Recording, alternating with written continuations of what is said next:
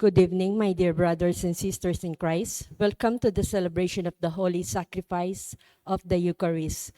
As we celebrate the fourth Sunday in Ordinary Time, let us include in our prayers the following intention: for the thanksgiving of Richard and Chona Yumul, Nympha Agapitoong, for the birthday thanksgiving of Altea Jade Iglesias, Chase Chavez Gonzalez, for the healing and speedy recovery of Irene Tolentino, for the special intention of Alex Carbunco de los Santos, for the eternal repose of the souls of Jose Roman Sr. and Jr., Antonio Iluminada, Juanita and Alejandra, Angelita Villanueva, Melenita Estobio, Romia Estobio, Josefina Estobio, Carlos Sabandal, Marlene Sabandal, and all poor souls in purgatory.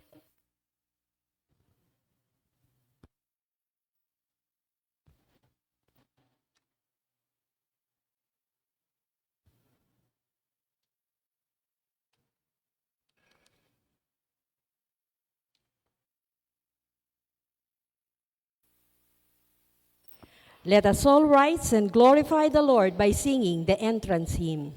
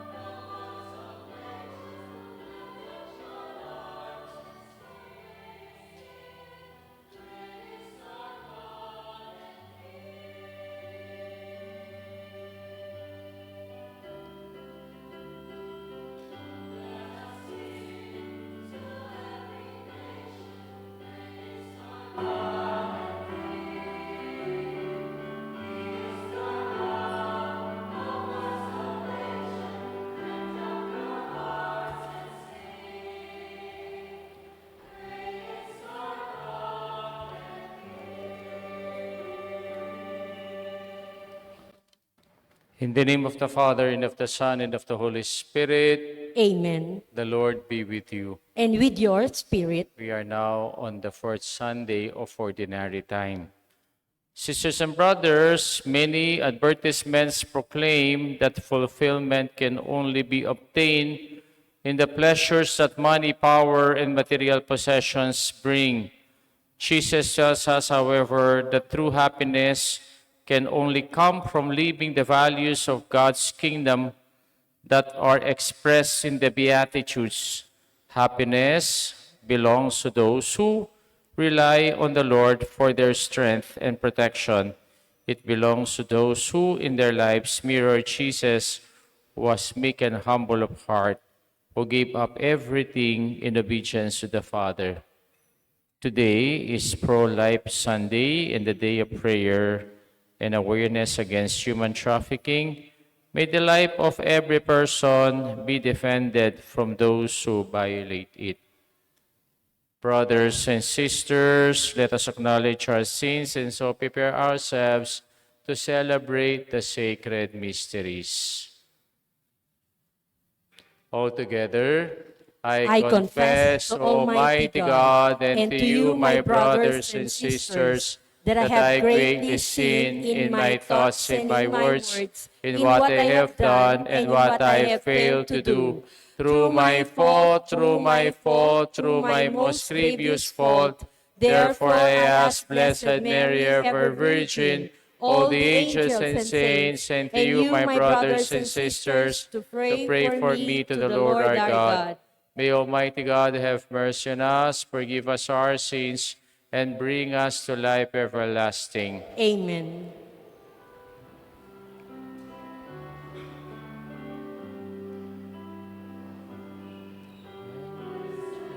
Let us yield the contrite of heart. Kyrie eleison.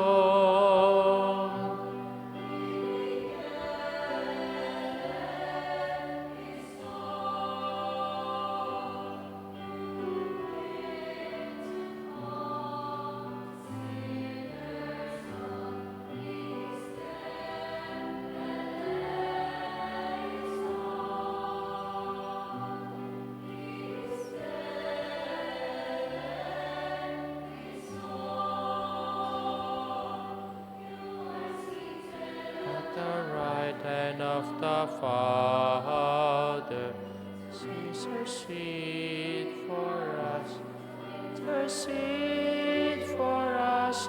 Kyrie eleison. Kyrie eleison.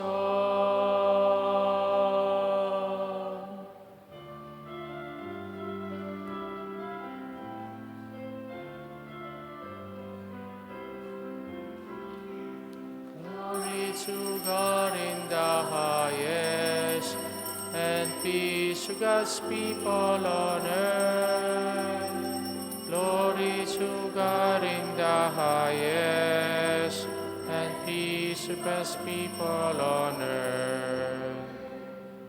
Lord God, heavenly King, O God, be God and Father, we worship you, we give you thanks, we praise you for your glory. Glory to God in the highest, and peace to God's people on earth. Glory to God in the highest, and peace to God's people on earth. Lord Jesus Christ, only Son of the Father, Lord God, Lamb of God, you take away the sins of the world. Have mercy on us. Have mercy on us. You are seated at the right hand of the Father. Receive our prayer, receive our prayer.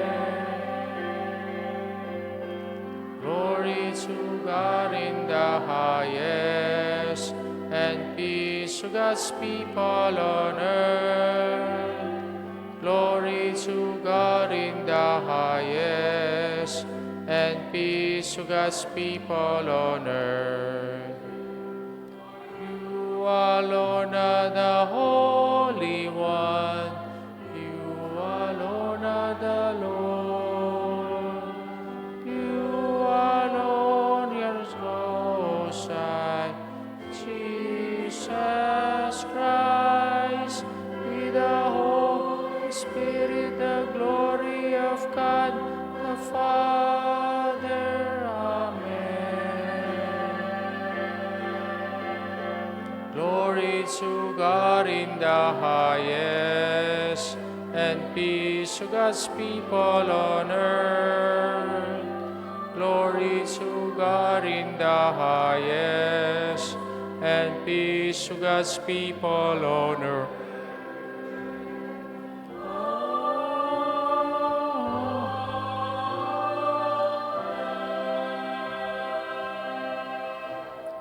Let us pray. Grant us, Lord our God, that we may honor you with all our mind and love everyone in truth of heart, through our Lord Jesus Christ, your Son, who lives and reigns with you in the unity of the Holy Spirit, one God, forever and ever. Amen.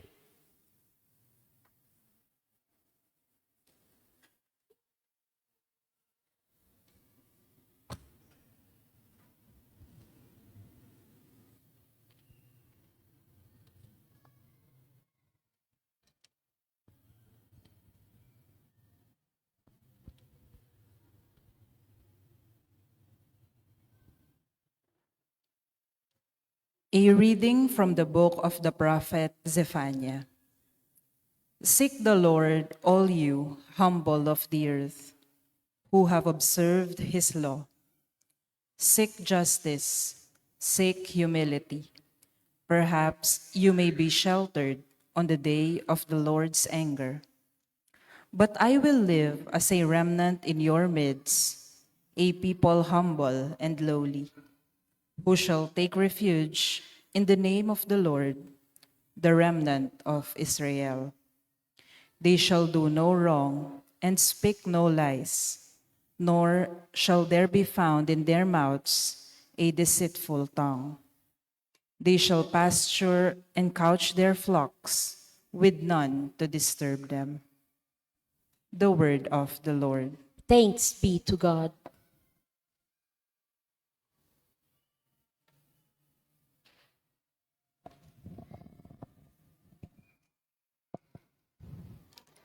Blessed are the poor in spirit, the kingdom of heaven is theirs.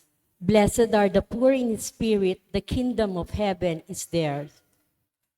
The Lord keeps faith forever, secures justice for the oppressed, gives food to the hungry. The Lord sets captives free. Blessed are the poor in spirit, the kingdom of heaven is theirs. The Lord gives sight to the blind. The Lord raises up those who were bowed down. The Lord loves the just. The Lord protects strangers. Blessed are the poor in spirit, the kingdom of heaven is theirs. The fatherless and the widow the Lord sustains, but the way of the wicked he thwarts.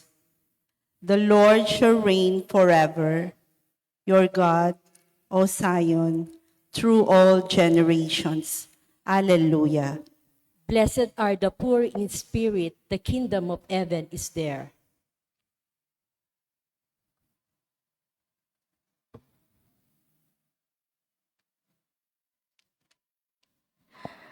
A reading from the first letter of St. Paul to the Corinthians. Consider your own calling, brothers and sisters. Not many of you were wise by human standards. Not many were powerful. Not many were of noble birth. Rather, God chose the foolish of the world to shame the wise. And God chose the weak of the world to shame the strong. And God chose the lowly and despised of the world, those who count for nothing, to reduce to nothing those who are something, so that no human being might boast before God. It is due to him that you are in Christ Jesus, who became for us wisdom from God, as well as righteousness, sanctification, and redemption, so that, as it is written, whoever boasts should boast in the Lord. The word of the Lord. Thanks be to God. Please stand to honor the Holy Gospel.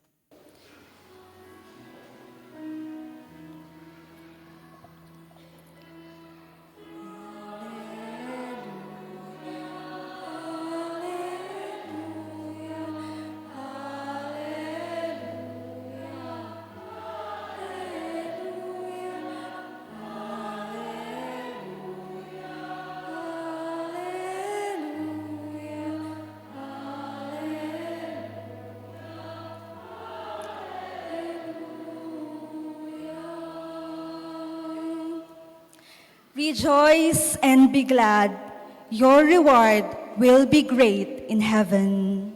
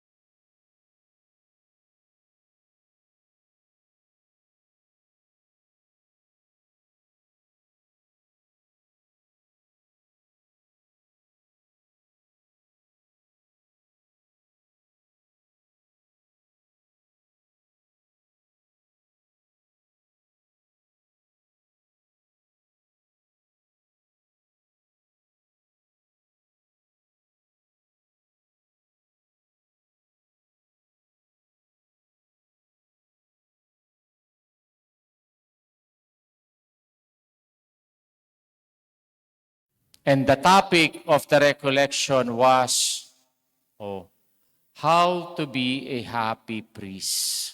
No? Nung pong binigay sa amin yung topic, sabi ko, masyado naman atang simple yung topic. But eventually, during the recollection, I realized na kailangan din namin pala kung paano kami magiging masayang pari. Bakit mukha na ba akong grumpy priest? No? Bakit ganun po yung topic? Sometimes when we grow older, we become moody or even temperamental or even sensitive. Hindi naman po kami ay masamang pare, kundi just like you, also experience burnouts or even tiredness or even disappointments or lack of recognition and appreciation and other challenges. No? That is why our facilitator asks us, are you a happy priest? Yung pong iba sa amin, sabi nila, yes, we are happy. At tinanong kami ulit, are you really a happy priest? Yung iba, sumagot sila, yes. But yung iba, hesitantly, sila ay sumagot ng yes.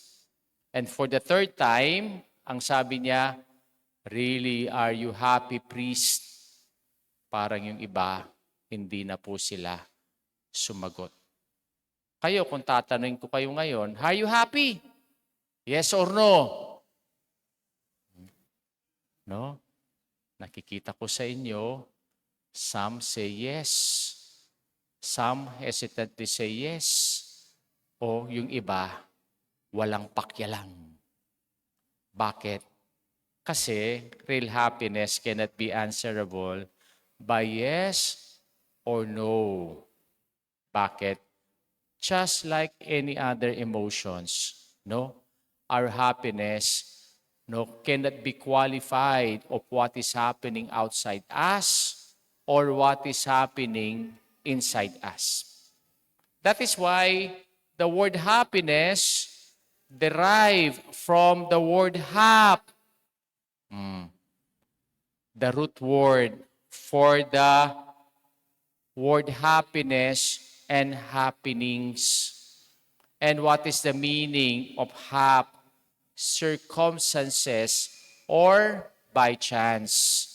Kaya po yung ating pagiging masaya, do not base it only through the circumstances that is happening in our life, because circumstances are unpredictable.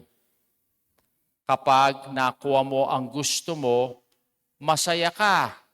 Pero pag hindi mo nakuha ang gusto mo, malungkot ka. O kaya, pag na-appreciate ka, masaya ka. Pero pag na-criticize ka, malungkot ka.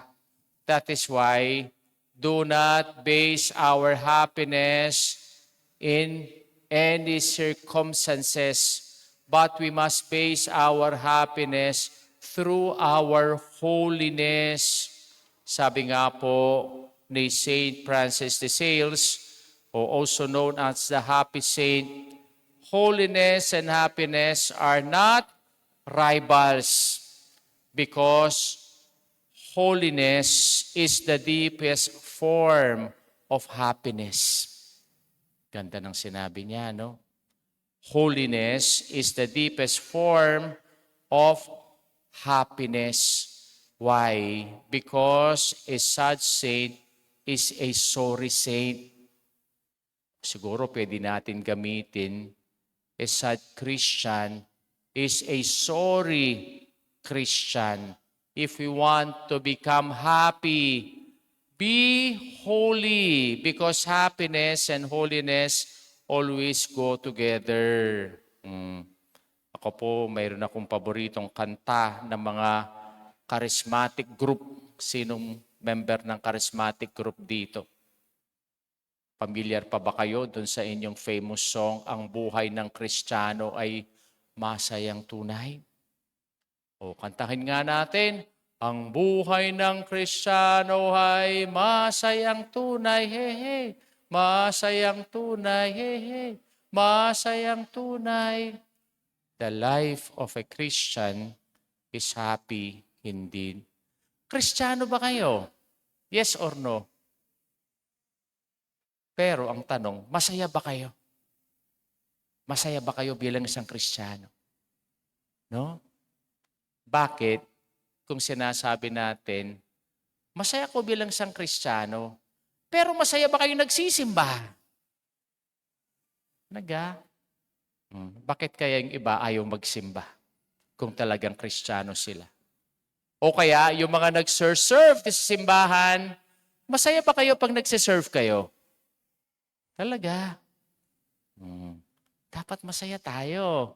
Kasi nagsiserve tayo hindi lang sa simbahan, kundi nagsiserve tayo sa Diyos.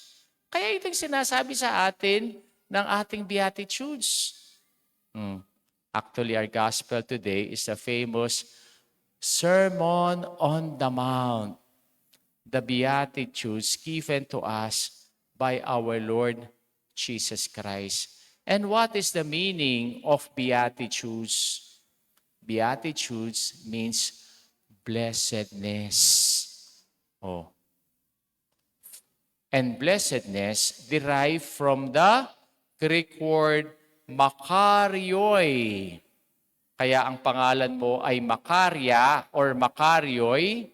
Ang ganda pala ng ibig sabihin ng pangalan mo. For direct translation, Makarioi means being happy. For a spiritual sense, Makarioi, being blessed. Kaya, blessedness is synonymous to happiness. Kaya po, yung lahat ng santo dun sa langit, sila lahat ay blessed. Dahil sila ay blessed, sila ay masaya. Kaya tayo din, no? Kung gusto natin maging santo, dito pa sa lupa, ipakita na natin yung ating holiness, and our holiness will bring us to our happiness. I will give you 3 V's on how to be blessed, how to be blessed, on how to be Makarioi with these 3 V's. And what are these 3 V's? Values, virtues, vocation, based on our readings this Sunday. And what are these 3 V's? First, we are blessed if we know our values. Kayo ba, alam pa ba ninyo yung mga values ninyo? O may mga values pa rin ba kayo sa buhay? Example of values. Being true, being honest, diligence, committed. Kung yun ang mga values natin sa buhay, ito yung ating second nature.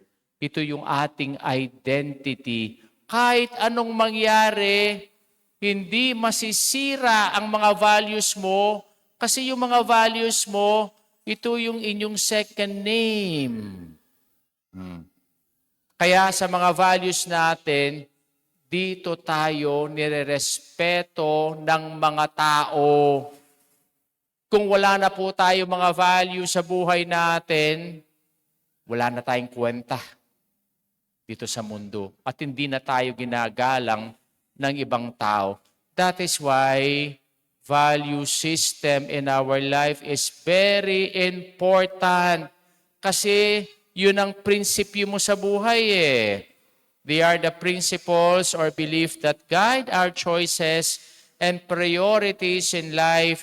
This is what Prophet Zephaniah mentioning to us in our first reading. All you humble on earth who have observed this law, seek justice, seek humility, perhaps you should shelter in the day of the Lord's anger. And this is what also our Lord is telling us in our gospel.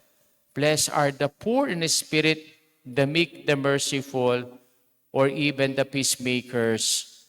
The values of Christ at not the values of the world. Akala natin kasi, nagiging masaya tayo pag nakukuha natin yung mindset of the world and not the mindset of God. Second, we are blessed if we live out our virtues. And what are our virtues? if we know our values and we act it out, they will become our virtues. And virtues are our habits. Sabi nga po ni Saint Thomas Aquinas, there are two habits, bad habits and good habits. Anong tawag natin sa bad habits? Vices, bisyo. Kaya yung mga bisyo natin, usually ito mga bad habits. At anong alam yung mga bisyo natin? Perhaps, no? Yung paninigarilyo, o kaya yung pagsusugal, yung paglalasing, yung parating nagmumura. Bisyo yun. Bad habits. But we also have our good habits. At yung mga good habits nating ito ay yung ating mga virtues. Example of virtues. Being kind, being generous, being merciful, being compassionate. Kaya ang ganda pala ng mga virtues na ito. Kaya ito yung sinasabi sa atin ng ating second reading. Bakit? Anong sinabi sa atin ni St. Paul? No, consider your own calling, brothers and sisters. Not many of you were wise by human standards. Not many were powerful. Not many were of noble birth. But rather God chose the foolish of the world to shame the wise. And God chose the weak of the world to shame the strong. And God chose the lowly and the despised of the world, those who count for nothing, to reduce to nothing those who are something. No? Hindi po yung ating bisyo, kundi yung ating virtue. And what are our virtue mentioned to us in our gospel? If we exercise our values, it will become our virtues. Living in the poor in spirit grows in humility, choosing to be merciful grows in compassion. Those who work, or those who hunger and live in righteousness, grow in justice. Kaya po itong Beatitudes na ito'y ginagawa tayong banal, ginagawa tayong masaya. And third, we are being blessed if we follow our vocation. Alam niyo na ho ba ang bukasyon ninyo? Akala natin ang bukasyon, ito yung mga bukasyon ng pare, o bukasyon ng madre, o kaya bukasyon ng mga religious. Hindi. Vocation derived from the Latin word vocare, which means to call. At lahat tayo tinatawag ng Diyos na maging banal.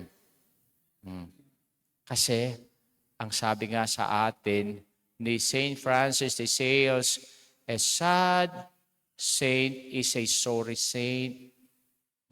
Kailangan tayo sa buhay na ito ay maging banal na para tayo makapunta dun sa lugar ng mga banal, ng mga blessed, ng mga taong masasaya. Kaya anong ibig sabihin ng Beatitudes? Beatitudes. Ano ba yung pag-uugali natin? Yes, sometimes we qualify our being holy by means of how many masses we attended or how many rosaries that we prayed or how many novenas that we memorize. Hindi lang po yun. Yes, importante yun sa kabanalan natin. O nga ginagawa nga natin itong pietistic activities na ito, pero ang tanong, baka kaugali natin si Lucifer. Alang kwenta, no? Yung ginagawa nating kabanalan. Kaya po ang sabi ng ating Panginoon sa gospel natin, Blessed are the poor in spirit. Blessed are they who mourn. Blessed who are meek. Blessed who hunger and thirst for righteousness. Blessed are the merciful, the clean of heart, the peacemakers, etc. Ito yung pong, kung titingnan ng mundo, ito po ay hindi katanggap-tanggap ng mundo. Kasi hindi ito ang standard of the world. But to live out the beatitudes, the attitude of these beatitudes or the spirituality of these beatitudes, will bring us to the gospel values of Christ. At ano itong gospel values of Christ? Sign of contradiction. Ready ba tayong maging sign of contradiction dito sa mundo? At anong ibig sabihin ng sign of contradiction? Kung lahat ay magnanakaw, huwag kang magnakaw. Kung lahat sa klase mo ay nangongopya, huwag kang mangopya. Kung ang lahat, hindi gumagawa ng mabuti, huwag mo silang gayahin. Yun ang ibig sabihin ng sign of contradiction. But being a sign of contradiction, you will become unpopular. Kaya ito'y sinabi natin ng Panginoon sa gospel natin. Be happy, be holy. With these three V's, values. If we know our values, we should use them to become virtues. If we do this as our habit, it will become our calling. Be holy and be happy. Let us now profess our faith all together. I believe in one God, the Father Almighty, maker of heaven and earth, of all things visible and invisible. I believe in one Lord Jesus Christ, the only begotten Son of God, born of the Father before all ages, God from God, light from light, true God from true God, begotten, not made, consubstantial with the Father. Through him all things were made. For us men and for our salvation, he came down from heaven, and by the Holy Spirit was incarnate at the Virgin Mary and became man. For our sake, he was crucified under Pontius Pilate. He suffered death and was buried, and rose again on the third day in accordance with the Scriptures. He ascended into heaven, and is seated at the right hand of the Father. He will come again in glory to judge the living and the dead, and his kingdom will have no end. I believe in the Holy Spirit, the Lord, the giver of life, who proceed from the Father and the Son, who with the Father and the Son is adored and glorified, who has spoken through the prophets. I believe in one holy, Catholic, and Apostolic Church. I confess one baptism for the forgiveness of sins, and I look forward to the resurrection of the dead and the life of the world to come. Amen. Sisters and brothers, let us pray to live in the spirit of the Beatitudes so that we may reflect the face of Christ and rejoice in the reward promised to us in heaven. With joy in our hearts, we pray, Father, bless your children. All together. Father, bless your children.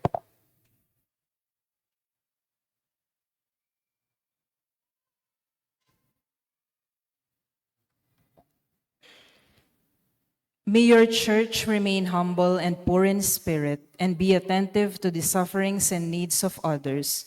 We pray. Father, bless your children. May judges and those in authority have meek and compassionate hearts, and temper their justice with love and mercy. We pray. Father, bless your children. May the Lord protect those who defend human dignity and rights, and bless those who work for peace in the land. We pray. Father, bless your children. May the victims of human trafficking be rescued by law enforcers, and the perpetrators of this heinous crime be made to answer before the law. We pray. Father, bless your children. May our departed brothers and sisters rest in the eternal abode of the Father, and those who mourn for them be comforted in the hope of eternal life. We pray. Father, bless your children. Let us pray for the urgent concerns of our community and for our personal intentions. We pray. Father, bless your children.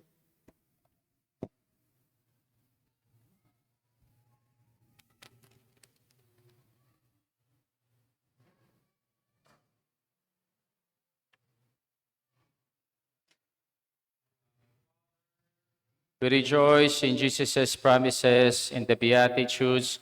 Help us to conform to Him as we work for the spread of your kingdom here on earth. We ask this through Christ our Lord. Amen.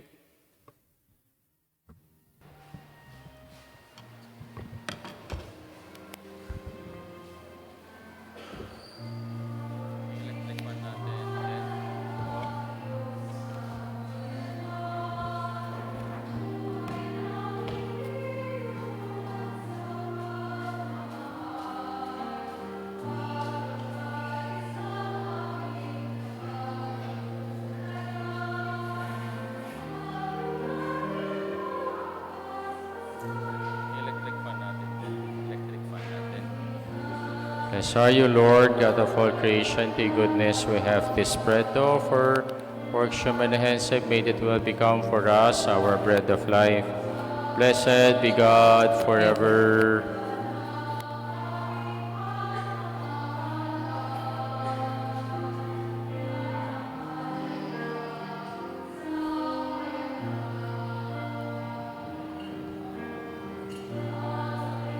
Blessed are you, Lord, God of all creation. To your goodness we have this wine to offer. From the divine or human hand have made it will become for us our spiritual drink. Blessed be God forever.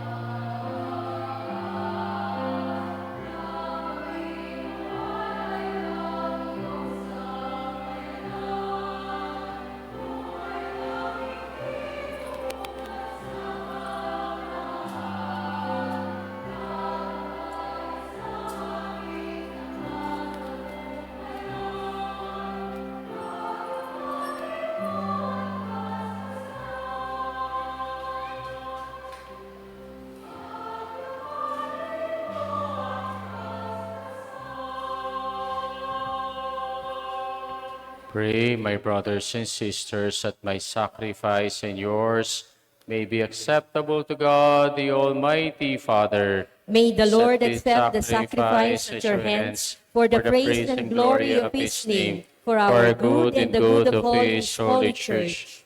O Lord, we bring to your altar these offerings of our service. Be pleased to receive them, we pray, and transform them into the sacrament of our redemption. Through Christ our Lord. Amen. The Lord be with you. And with your spirit, Lift up your hearts. we lift them up to Let the us Lord. give thanks to the Lord our God. It is right and It is just. truly right and just, our duty and our salvation, always and everywhere, to give you thanks, Lord, Holy Father, Almighty and eternal God. For when your children were scattered afar by sin, through the blood of your Son and the power of the Holy Spirit, you gathered them again to yourself, that the people formed as one by the unity of the Trinity, made the body of Christ a temple of the Holy Spirit, might to the praise of your manifold wisdom be manifest as the Church. And so, in the company with the choirs of angels, we praise you, and with joy we acclaim.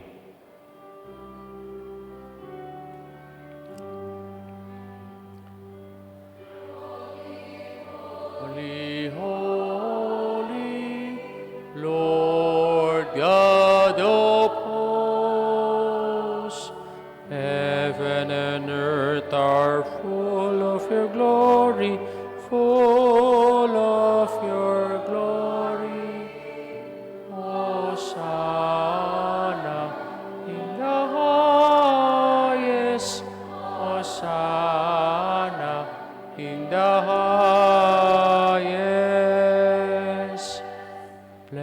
Blessed is he who comes in the name of the Lord. Hosanna in the highest. Hosanna in the highest. Hosanna in the highest. Hosanna in the highest.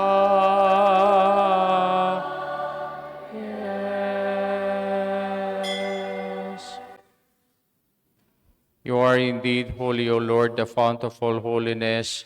Make holy, therefore, these gifts, we pray, by sending down your Spirit upon them like the dewfall, so that they may become for us the body and blood of our Lord Jesus Christ. At the time he was betrayed and entered willingly into his passion, he took bread, giving thanks, broke it, gave it to his disciples, saying, "Take this, all of you, and eat of it, for this is my body, which will be given up for you."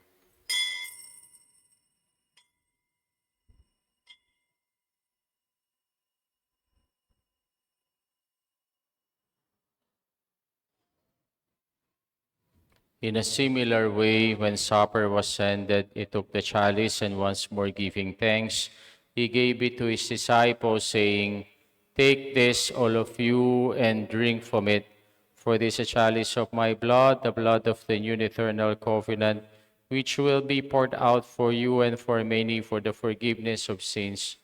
Do this in memory of me."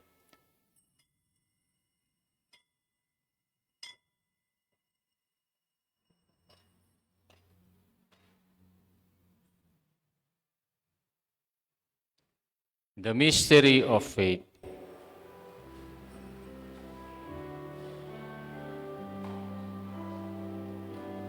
When we eat this bread and drink this cup, we proclaim your death, O Lord, until you come again, until you come again, we proclaim your death, O Lord. Therefore, as we celebrate the memorial of his death and resurrection, we offer you, Lord, the bread of life and the chalice of salvation, giving thanks that you held us worthy to be in your presence and minister to you. Humbly we pray that partaking of the body and blood of Christ, we may be gathered into one by the Holy Spirit. Remember, Lord, your church is spread throughout the world, and bring her to the fullness of charity, together with Leo, our Pope, Florentino, our Bishop, and all the clergy. Remember also our brothers and sisters who have fallen asleep in the hope of the resurrection, and all who have died in your mercy. Welcome them into the light of your face. Have mercy on us all, we pray, that with the Blessed Virgin Mary, Mother of God, with Saint Joseph, her spouse, with the blessed apostles, and with all the saints who have pleased you throughout the ages, we may merit to be co-heirs to eternal life, and may praise and glorify you through your Son, Jesus Christ. Through him, with him, and in him, O God, Almighty Father, in the unity of the Holy Spirit, all glory and honor is yours forever and ever.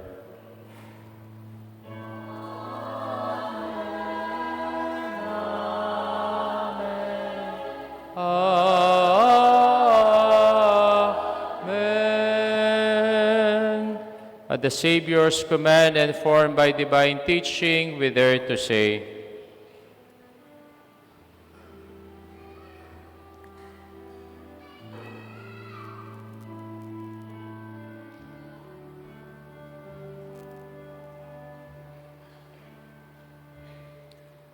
Our namin, sumasalangit ka, sambahin ang ngalan mo, mapasa amin ang kaharian mo, sundin ang loob mo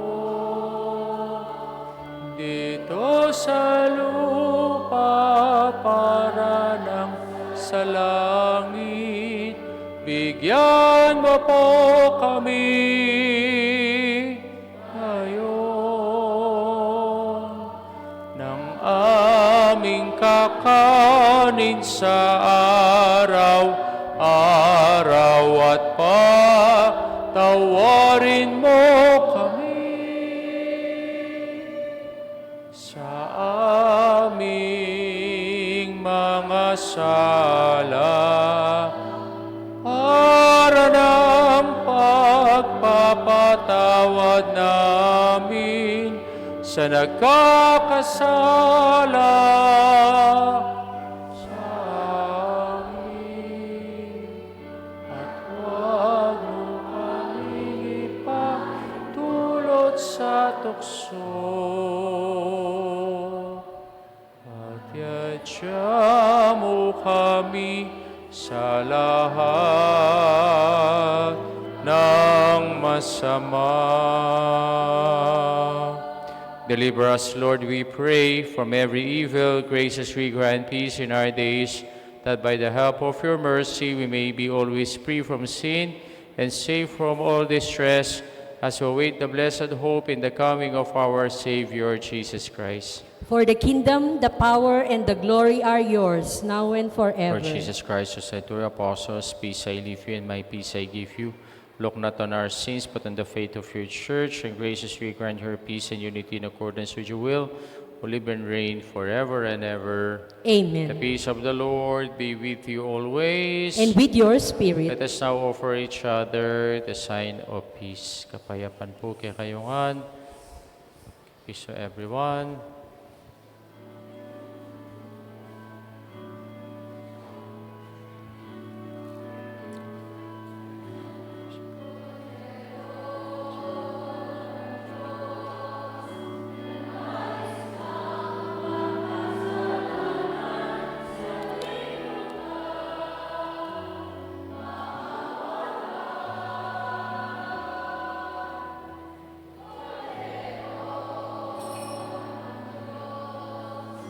Nagalis ng mga kasalanan ng sanlibutan,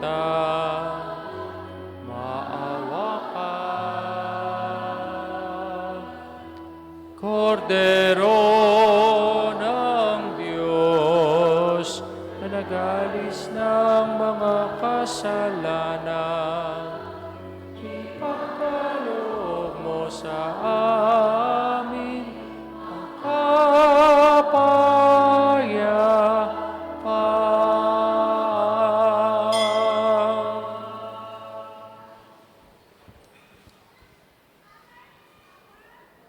Behold the Lamb of God, behold him who takes away the sins of the world. Blessed are those called to the supper of the Lamb. Lord, I am not worthy that you should enter under my roof, but only say the word, and my soul shall be healed. With the body and blood of our Lord Jesus Christ, keep us safe for eternal life. Amen. Amen.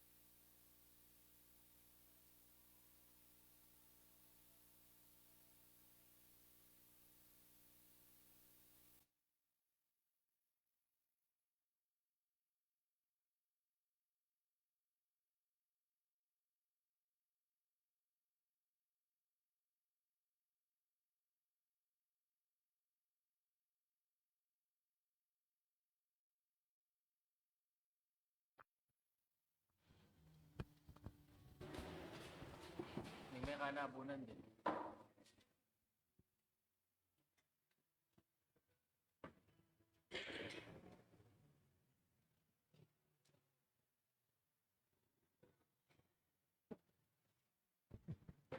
Let us pray. Nourished by these redeeming gifts, we pray, O Lord, that through this help to eternal salvation, through faith may ever increase through Christ our Lord. Amen. Amen. Bukas po ang kapistahan ng presentation of the Lord. Kailangan tayong magsimba. Simbata mo po bukas, huling iti kapistahan ning pamidawon, naning ginu, karingking templo. Yan. O, kaya po yung magsisimpa bukas, magdala po sila ng kandila para i-bless natin. Tawag din po natin bukas sa kapistahan, the Candle Mass, the Feast of the Candle Mass, o the Feast of the Candelaria. Kaya po sana makapagdala po tayo ng kandila natin. Pagkatapos po, yung pong mayroong lumang palaspas sa bahay ninyo na ginamit natin last year, na na-bless during the Palm Sunday, kung pwedeng i-donate nyo na po sa simbahan natin. Pag nag-donate po kayo, alisin na po yung mga ribbons o kaya yung mga estampita na nakalagay o yung mga staple wire nakatouch dun sa dun po sa palaspas para hindi na po kami maglilinis. Kaya po sana i-donate po ninyo yung old palaspas ninyo or yung blessed palms na ginamit natin during the Palm Sunday. The Lord be with you. And with your spirit, Bow down for the blessing. Be gracious to your people, O Lord, and do not withhold consolation on earth from those who call to strive for heaven through Christ our Lord. Amen. And may the blessing of Almighty God, the Father, the Son, and the Holy Spirit come down on you and remain with you forever. Amen. Our Mass been offered. Let us go in peace and to love and to serve the Lord. Thanks be to to God. Good evening po sa inyong lahat.